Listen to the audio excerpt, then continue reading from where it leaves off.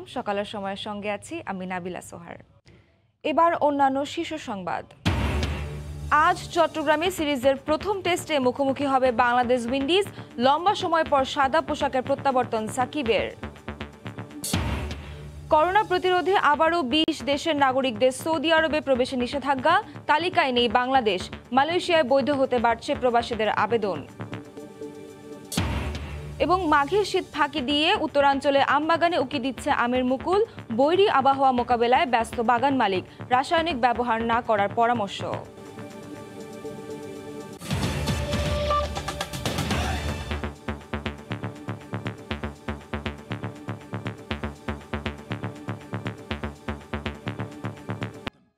প্রধানমন্ত্রী শেখ হাসিনা বলেছেন, দেশে বিদেশে নানা অপপ্রচার ও ষড়যন্ত্র চলছে, তবে শত্রুর মুখে ছাই দিয়ে এগিয়ে যাবে বাংলাদেশ।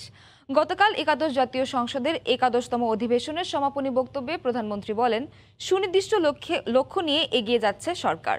প্রধানমন্ত্রীর বক্তব্যে উঠে আসে করোনা পরিস্থিতি, রাজনৈতিক সংকট ও অর্থনৈতিক বাস্তবতা। দেবাশিস রায় রিপোর্ট।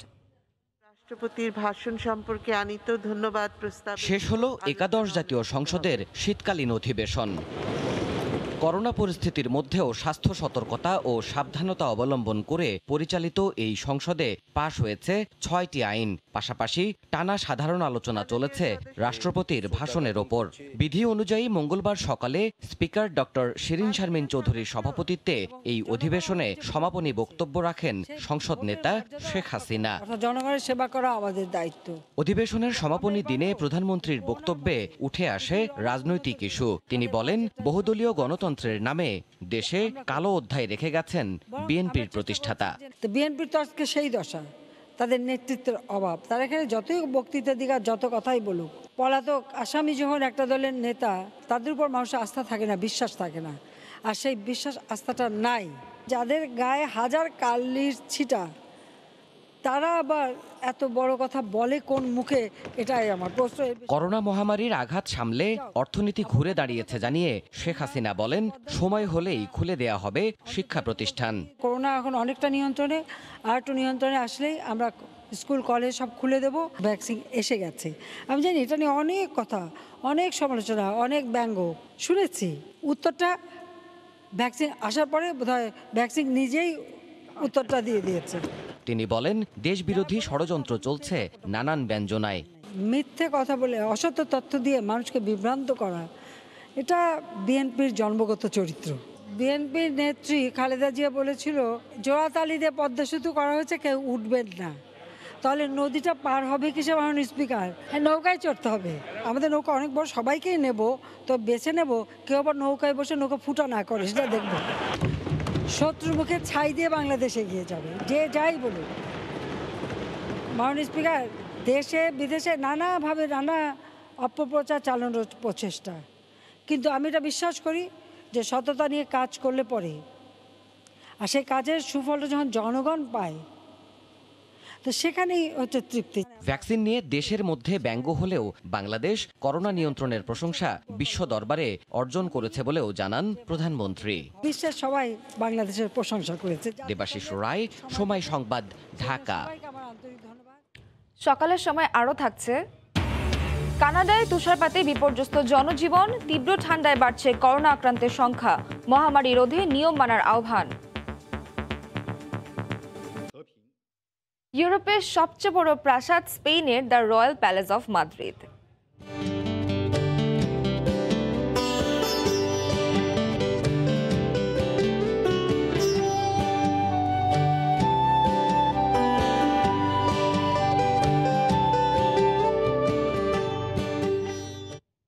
শুধু দৃষ্টিনন্দন স্থাপত্য শিল্পই নয়, প্রাচীন প্রত্নতাত্ত্বিক নিদর্শন হিসেবেও আগ্রহের কেন্দ্রবিন্দুতে এই প্রাসাদ।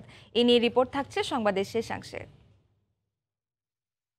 করোনা নিয়ন্ত্রণে এশিয়া, ইউরোপ এবং আমেরিকার অন্তত ২০টি দেশের নাগরিকদের সৌদি আরবে প্রবেশে নিষেধাজ্ঞা আরোপ করেছে রিয়াদ। মঙ্গলবার এক বিবৃতিতে সৌদি স্বরাষ্ট্র মন্ত্রণালয় জানিয়েছে, বুধবার স্থানীয় সময় সকাল রাত ৯টা থেকে এই নিষেধাজ্ঞা কার্যকর হবে।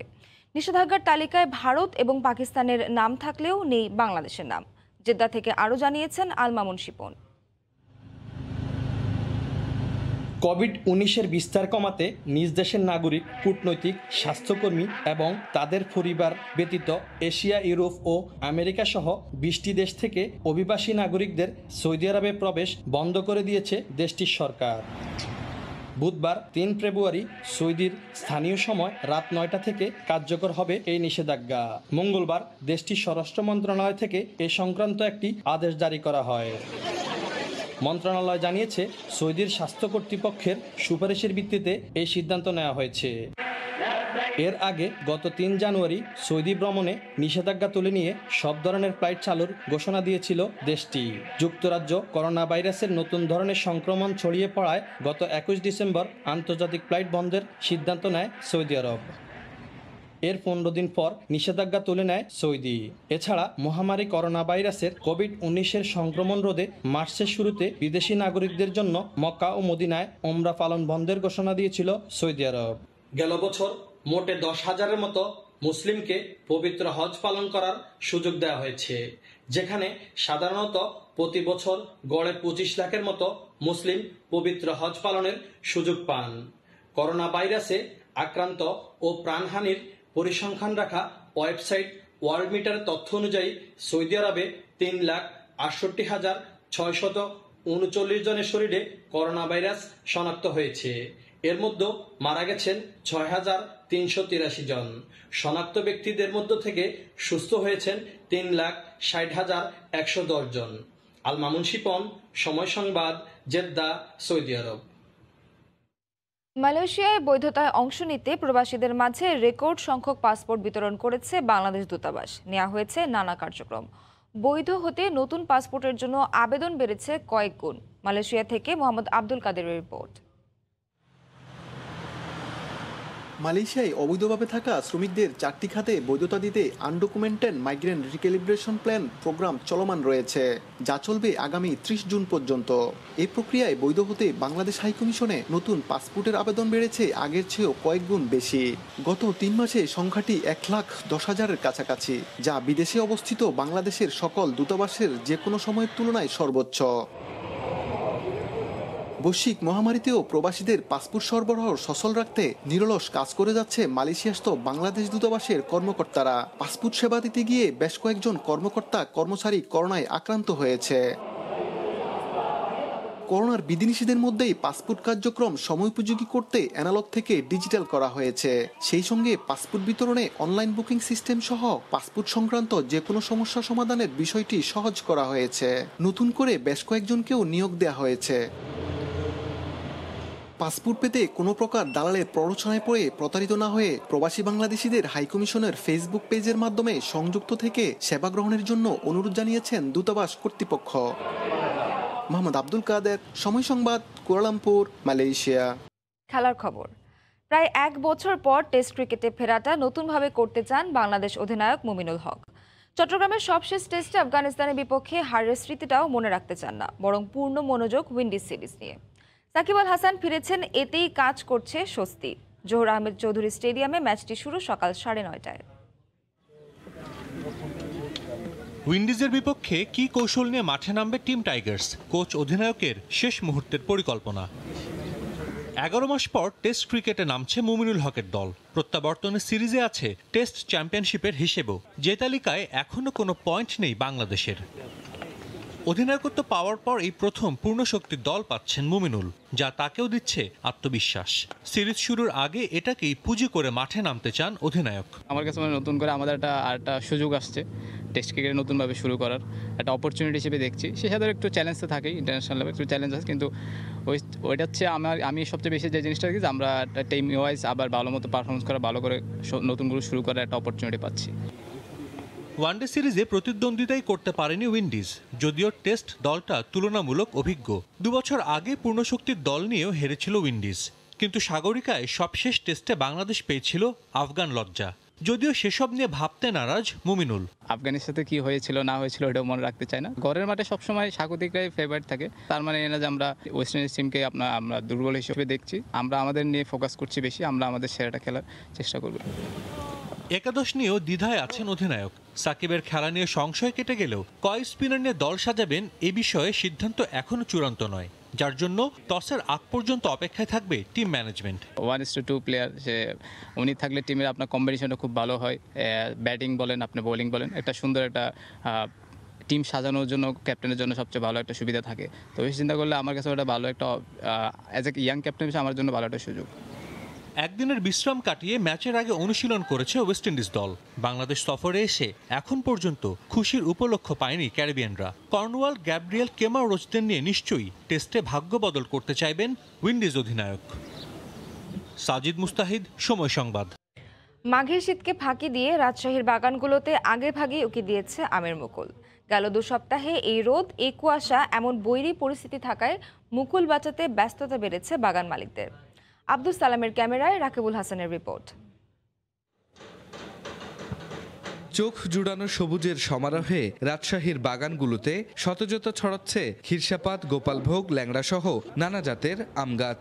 মাঘের শীতেও তাপমাত্রা বৃদ্ধিতে আম গাছের শাখায় শাখায় শোভা পাচ্ছে আমের আগাম স্বর্ণালী মুকুল। ফল গবেষণা কেন্দ্রের তথ্যমতে বাগানের 15% গাছ ভরেছে মুকুলে। তার যত্নে ব্যস্ততা বেড়েছে বাগান মালিকদের। মুকুল আসা শুরু হয়েছে, আমরা বিভিন্ন ধরনের পরিচর্যাগুলো আমরা নিচ্ছি। গাছের গোড়াতে পোকা লেগে থাকে, ওগুলি স্প্রে করে বীজ করে দিচ্ছি, নষ্ট করে দিচ্ছি। আগাছা না গাছের গোড়ায় আসে, সেই জন্য গোড়া সাফ করছে এবং কুবান দিছি। তবে গেল সপ্তাহ জুড়ে শীত কুয়াশার আধিক্য ও হুটহাট আবহাওয়ার পরিবর্তনে মুকুলের সঠিক পরিচর্যা নিয়ে চিন্তিত বাগান মালিকরা। কুয়াশাটা তাড়াতাড়ি ছুটলে পারা খুব ভালো হয়, মানে মুকুলটা নষ্ট হয়ে যাচ্ছে। এই কুড়িগুলান খেয়ে ফেলছে যে পোকাতে, সেই পোকাগুলো নিধনের জন্য আমরা কিছু স্প্রে দিচ্ছি। মুকুলটা আপনার নষ্ট হয়ে যায়, ওই জন্য কীটনাশক ব্যবহার করি আমরা। আর এই পরিস্থিতির উত্তরণে কীটনাশক প্রয়োগ সহ নানা পরামর্শ দিচ্ছেন কৃষিবিদরা। বিভিন্ন ভিটামিন বলে, অনেকেই বলে ডিলাররা, বিভিন্ন গ্রোথ হরমোন বলে, এগুলো দেওয়ার দরকার নাই। আপনার গাছে যদি কোনো রোগ পোকামাকড় না থাকে, গাছের বৃদ্ধি যদি স্বাভাবিক থাকে, তাহলে এমনি স্বাভাবিকভাবে আমাদের আমের ভালো ফলন হবে। কৃষি সম্প্রসারণ অধিদপ্তরের তথ্য মতে জেলার 17,500 হেক্টর জমিতে আমের বাগান রয়েছে। 1 সপ্তাহের ব্যবধানে বাগানগুলোর শতভাগ গাছে আসবে মুকুল। রাকিবুল হাসান, সময় সংবাদ, রাজশাহী। কানাডায় তুষারপাতে বিপর্যস্ত জনজীবন। অন্যদিকে তীব্র ঠান্ডায় বাড়ছে করোনায় আক্রান্তের সংখ্যা। মহামারী প্রতিরোধে নিয়ম মেনে চলার আহ্বান জানিয়েছে কানাডা সরকার।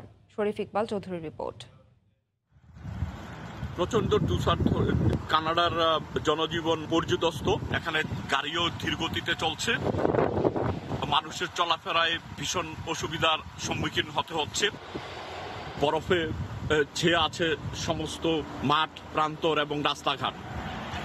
তুষার ঝড়, করোনা ভাইরাসের লকডাউন, ইমার্জেন্সি, কারফিউ সব মিলে প্রবাসী বাংলাদেশি সহ কানাডার জনজীবন পর্যদস্ত। করোনা ভাইরাসের এই প্রাদুর্ভাবের কারণে প্রচন্ড ঠান্ডায় রোগীর সংখ্যা দিন দিন বাড়ছে, কিন্তু মৃত্যুর হার কমে আসছে এই কানাডায়। সরকার করোনা ভাইরাস থেকে জনগণকে রক্ষার জন্য খুবই তৎপর এবং বিভিন্ন পন্থা অবলম্বন করেছে। এই অবলম্বনগুলি জনসাধারণের স্বার্থে এসেছে এবং সুবিধা হচ্ছে। ভবিষ্যতে সকলকে এই সতর্কবাণী চলার জন্য সরকার প্রধান বিশেষভাবে অনুরোধ করেছে। এই করোনা থেকে মুক্তি হোক বিশ্ব, মুক্তি হোক কানাডাবাসী, মুক্তি হোক প্রবাসী বাংলাদেশী সহ সকলে। শরীফ ইকবাল চৌধুরী, সময় সংবাদ, কানাডা। স্পেনের ঐতিহাসিক স্থাপনাগুলোর মধ্যে অন্যতম একটি মাদ্রিদের রাজপ্রাসাদ, রয়্যাল প্যালেস অফ মাদ্রিদ। শুধু দৃষ্টিনন্দন স্থাপত্য শিল্পীও নয়, প্রাচীন প্রত্নতাত্ত্বিক নিদর্শন হিসেবেও ভ্রমণ পিপাসুদের আগ্রহ এই স্থাপনাটিকে ঘিরে। মাদ্রিদ থেকে প্রাসাদটির বিস্তারিত জানাচ্ছেন তারিকুল হাসান আশিক। ভাষায় প্যালেসিও রিয়াল দ্য মাদ্রিদ, যা ইংরেজিতে the royal palace of Madrid নামেই পরিচিত। কাগজি কলমে প্রাসাদটি স্প্যানিশ রাজপরিবারের বাসভবন হলেও দীর্ঘদিন ধরে এটি স্পেনের রাষ্ট্রীয় বিভিন্ন অনুষ্ঠান স্থল হিসেবে ব্যবহৃত হয়ে আসছে। এছাড়া স্পেনের কয়েকশো বছরের গুরুত্বপূর্ণ ইতিহাসের সাক্ষী হয়ে আছে এই প্রাসাদটি। 1,35,000 বর্গমিটার আয়তনের প্রাসাদটি শুধু ইউরোপের সবচেয়ে বড় প্রাসাদই নয়, পৃথিবীর কয়েকটি বড় প্রাসাদগুলোর একটি। স্থাপনাটিতে শুধু কক্ষই রয়েছে 3,418টি, যার প্রত্যেকটির শিল্পকলা ভিন্ন ভিন্ন। কর্তৃপক্ষের হিসেবে স্বাভাবিক সময়ে প্রতি বছর কমপক্ষে 20 লাখ পর্যটক প্রাসাদটি ভ্রমণে আসেন। অন্যান্য বছর প্রাসাদটি দেখতে দর্শনার্থীদের লাইন রাস্তা পর্যন্ত চলে যায়। এবছর চিত্রটা সম্পূর্ণ ভিন্ন। আশা করি সামনে আবার পর্যটকদের পদচারণা বাড়বে। মাদ্রিদে যারা আসবেন তাদের বলবো আপনারা সুযোগ থাকলে অবশ্যই প্রাসাদটি ভ্রমণ করবেন। এটি দেখে না গেলে আপনাদের মাদ্রিদ ভ্রমণই বৃথা হবে। 1738 সালে এই প্রাসাদটির মূল নির্মাণ কাজ শুরু হলেও প্রাথমিক অবকাঠামো দাঁড় করানো সম্ভব হয় 1751 সালে। এরপর ভাস্কর্য শোভিত করার কাজ চলে 1759 সাল পর্যন্ত। এর আগেও বিভিন্ন রাজপরিবার ভিন্ন ভিন্ন রূপে ব্যবহার করে প্রাসাদটি। তারিকুল হাসান আশিক, সময় সংবাদ, মাদ্রিদ, স্পেন। সকালের সময়ের শীর্ষ সংবাদ জানিয়ে দিচ্ছি আরেকবার। করোনা প্রতিরোধে আবারও 20 দেশের নাগরিকদের সৌদি আরবে প্রবেশে নিষেধাজ্ঞা। তালিকায় নেই বাংলাদেশ। মালয়েশিয়ায় বৈধ হতে বাড়ছে প্রবাসীদের আবেদন। এবং কিছুক্ষণ পর চট্টগ্রামে সিরিজের প্রথম টেস্টে মুখোমুখি হচ্ছে বাংলাদেশ উইন্ডিজ। লম্বা সময় পর সাদা পোশাকে প্রত্যাবর্তন সাকিবের। এই ছিল সকালের সময়। সঙ্গে থাকুন সময়ের।